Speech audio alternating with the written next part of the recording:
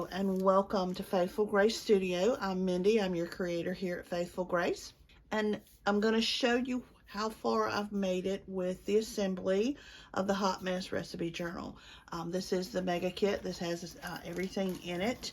But I have, even though I haven't gotten it fully assembled, I've got the signatures done and I'm ready to put the cover on.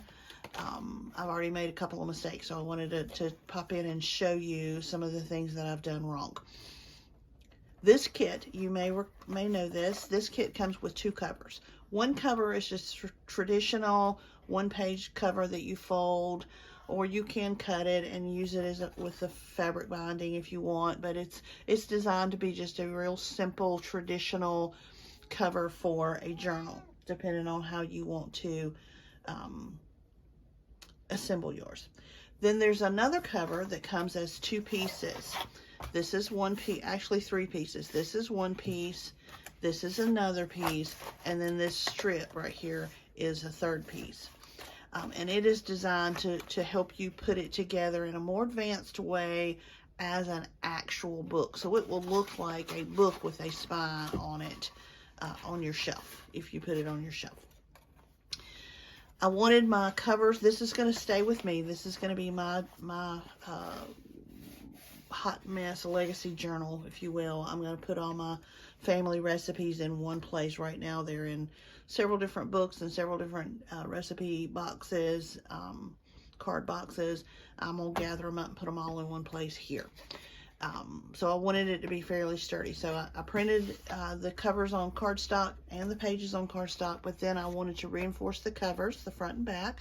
So I put a piece of cardboard. This is, as you can see, this is pretty stiff cardboard, but I still could cut it with scissors and a cutting little cutter, paper cutter.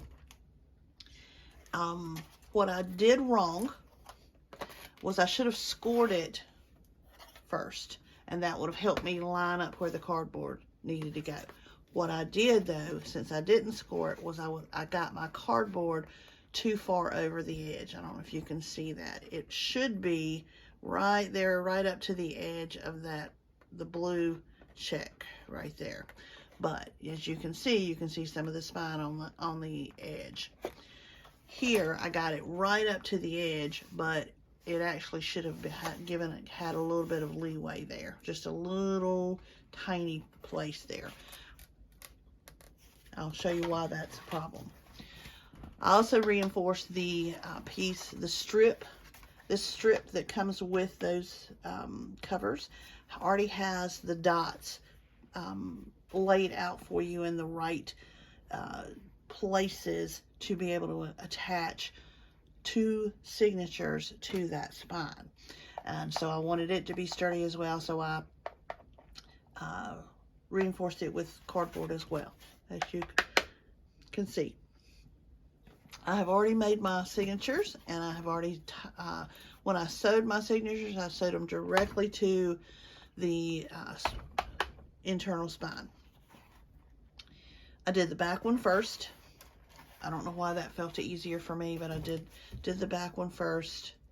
It's actually a little looser than I would like. I may have to tighten it up just a little bit. And then I did the front one. So the problem, in addition to all of that, also, you guys know I do this a lot, I added some extra pages. So I added some brown paper bag, and I added some of this yummy white parchment that I have that's fairly see-through, but it also is a nice sturdy piece of paper, so it's nice. It's good for writing and making notes and things like that. So I added some extra pages, so it's a little thicker than it would have been and that it was designed to be. And then the mistakes I made with the covers have caused this to be this problem. So the problem is, if I get these on here, get them ready to assemble the way they should be assembled, would be something like this. But as you can see, even when I get it on there just as tight as I can possibly get it on there, you can still see this piece, which is really not meant to be seen. This it's because of the way I glued the cardboard on there. So I'm going to go ahead and assemble it this way. You make a mistake like this and you want to reprint and redo, that's up to you. I make it work. That's just the way I go. I feel like I'm being, and this is not a judgment, but I feel like I'm being wasteful if I scrap this cover and print another one. That feels wasteful to me. So I'm going to make this one work. It could be that by the time I get it together, I don't mind that gap as much. Maybe it's not as big as I think it's going to be. Or I figure out some way to camouflage it and it doesn't bother me anymore. Who knows? I don't know how it's going to end up, but I'm going to go ahead and assemble it and get that part done and get the internal pieces done. And then I'll come back and walk you through the whole thing and show you what I end up doing on the spine. All right, so I was able to finish the construction or the assembly of the Hot Mess Recipe Journal. It was not easy, but let me walk you through it and show you how I was able to finish it up. I did end up printing another one of the front covers. The front cover page has this spine piece on it. So I printed another one of those, trimmed that spine off so that I could extend this spine. And you can see the line where I extended it. You can see it right through there. I thought about taking some paint, or I did ink it a little bit, but I started to take some paint, or maybe even just design a whole new one to fit my mess. But I didn't want to do that because I wanted to show you what the kit that you would purchase off of our Etsy shop would actually look like. So I don't want to make something new to go with it. So I just used what I had, printed another one, extended a little bit so that I could get it to go just slightly over that back edge like it did in the front. If you'll recall, this happened because I made the cardboard that I used to reinforce the cover too big, so it didn't go where it needed to go. And then I reinforced that because this is going to be a usable thing. I'm going to be using this. I'm going to be creating recipes in this as I go. One of the things that my husband and I have been focused on for the last couple of years is eating clean and eating very low sodium, very low sugar. And it's hard. It's hard to have a lot of flavor in things when you eat like that, especially when you eat like a kid like I do. I'm not a big vegetable fan. I'm not a very adventurous eater. So we're having to take regular recipes and adjust them to fit our eating lifestyle. And so when I do that and we do one that works out well, that we like, that we want to repeat, I make sure that I write it down so that I don't forget how to do it and I can recreate it. So anyway, it's going to be used. It's going to be used a lot. I'm also going to put some of my old family recipes in here that are currently now on recipe cards that my mom used to have in her recipe box, but they've been handled so much that they're faded and cracking, and eventually they're going to get where you can't read them. So I'm going to put those in here. So I did reinforce the spine with clear book tape. I'm not crazy about the shininess of the clear, but I know that it's real sturdy now, and I know that it's going to be somewhat resistant to anything that I may have on my hands while I'm using it. So I'm okay with the shiny clear book tape. I didn't want to use white or anything like that because I didn't want to cover up the book tape or the book spine. I did use red elastic as a closure, and this is when I printed this extra spine piece, it was on the same page with an extra one of the covers because the front cover is attached to that spine. So when I printed the spine, it printed the front cover, so I used just a sliver of that front cover here to cover up my elastic knot. All right, let's look inside. I'm very thrilled with that. There were 8 tabs, maybe 9, I can't remember exactly. 8, I think there were 8 tabs. So before I got this far.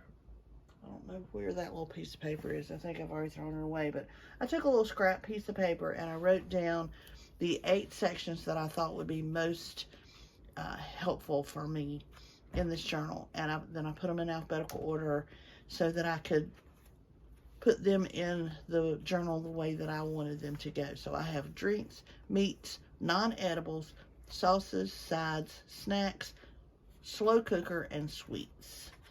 Those were the 8 that I thought would be the most. I do have a lot of non-edible stuff like clay and texture paste and paper mache glue, things like that. So I wanted a place to keep those recipes as well. So all of that's going to go in here. In the front, I did, like I said, I did reinforce. This is reinforced more so than a cereal box. I used a cereal box on journal, but this is actually thicker, sturdier cardboard. This is probably the back off of a legal pad or something like that. I mean, it's thick. It's not going to bend unless you really try. I did reinforce this seam with clear book tape. Again, this is going to get used a lot. And I used, and I'm going to have to figure out something else to do with it. I used the other piece of the front cover, the second piece that I printed that was attached to that was on the spine that I needed to fix my spine. I made a pocket out of it, but I can't get it to stick to that clear tape very well. So I'm going to have to figure out some other way to get it to stick down right there. But that's a nice big pocket right inside the front. That'll be nice to use. It does have 2 signatures, as you can see. So here's one of the first sections. There's lots of these section pages. There's 8 of these section pages in there. So that's where I put my tabs.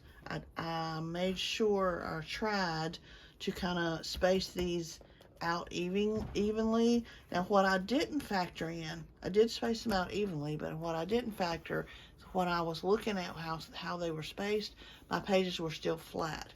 When I folded them, that changed the dynamic a little bit, and I didn't count on that. I didn't do it that way. I should have folded them and then rearranged them, and I didn't.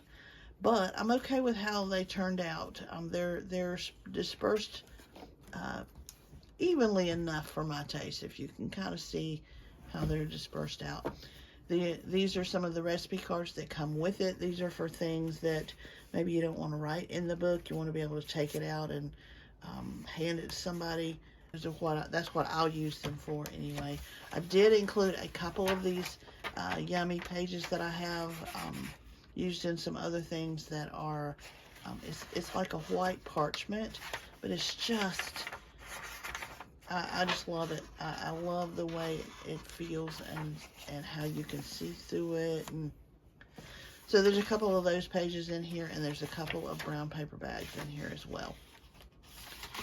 But other than that, other than a few pockets here and there, these are the blessing cards. I love these. This is one of my favorites. In a world where so many are hungry, may we eat this food with humble hearts. In a world where so many are lonely, maybe we share this friendship with joyful hearts. I love that.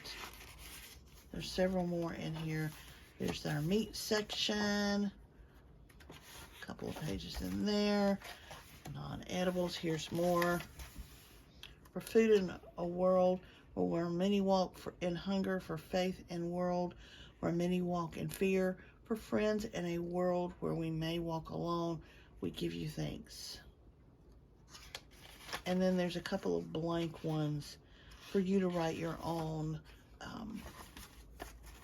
meal blessings or prayers of any kind. Do any kind. It's your journal. You do whatever you want to with it.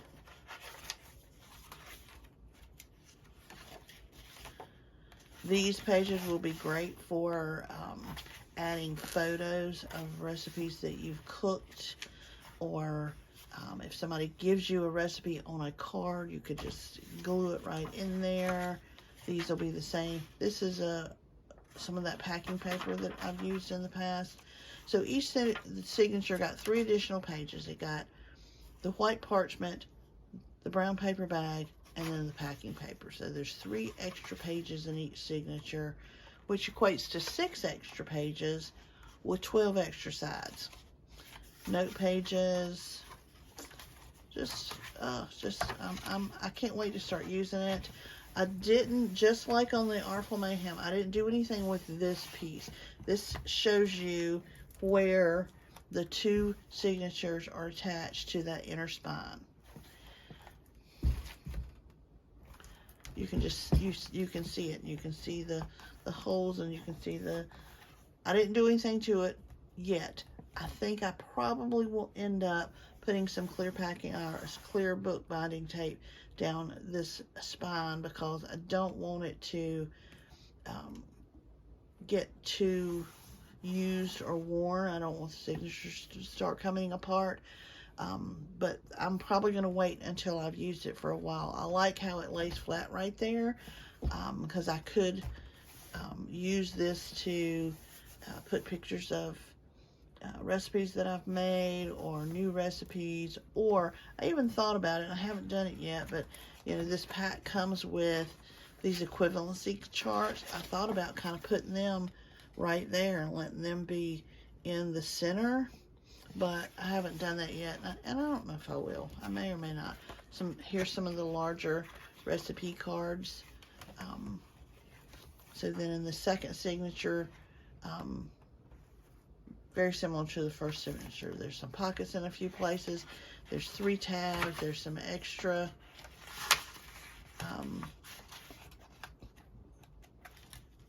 the white parchment, the brown paper bag, the section dividers, and then the packing paper. And then this last section is the sweet section, and it is the biggest section. And I'm okay with that, because we love sweets, and we are having a really hard time with this no sugar thing. So I am really spending a lot of time trying to come up with sweet things that will soothe our sweet tooth that are not loaded with sugar. So that will probably be my biggest focus anyway, so it's okay with me that that's the biggest section. So there it is. I'm very pleased with it. I think it's going to be a nice kind of heirloom to leave behind for whoever may want it when I'm no longer in the need of it, or no longer able to use it. I hope you enjoyed walking through it. I hope you enjoyed seeing the process. I hope you are somewhat patient with me and all the mistakes that I have made as I continue to learn. I am a work in progress, just like many of you are. But I hope you enjoyed that, and I hope you enjoy making your own.